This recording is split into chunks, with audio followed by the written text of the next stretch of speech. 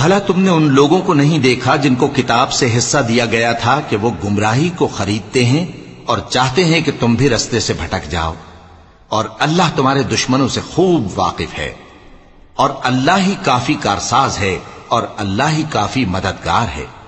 اور یہ جو یہودی ہیں، ان میں کچھ لوگ ایسے بھی ہیں کہ کتاب اللہ کے کلمات کو ان کے مقامات سے ہٹا دیتی ہیں اور کہتے ہیں کہ ہم نے سن لیا اور نہیں مانا، اور کہتے ہیں سنو نہ سنوائے جاؤ، اور زبان کو مروڑ کر اور دین میں طعن کی راہ سے تم سے گفتگو کے وقت راعینا کہتے ہیں۔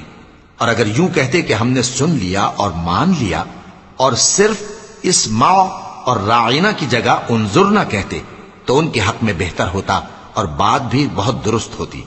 لیکن اللہ نے ان کے کفر کے سبب ان پر لعنت کر رکھی ہے، تو یہ کچھ تھوڑے ہی ایمان لاتی ہیں۔ اے کتاب والو، قبل اس کے کہ ہم کچھ چہروں کو مٹا دیں اور پھر ان کی پیٹھ کی طرف پھیر دیں یا ان پر اس طرح لعنت کریں جس طرح ہفتے والوں پر لعنت کی تھی، ہماری نازل فرمائی ہوئی کتاب پر جو تمہاری کتاب کی بھی تصدیق کرتی ہے ایمان لے آؤ۔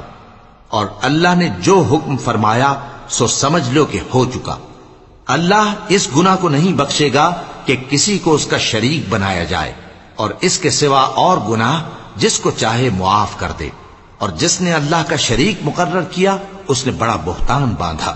کیا تم نے ان لوگوں کو نہیں دیکھا جو اپنے آپ کو پاکیزہ کہتے ہیں؟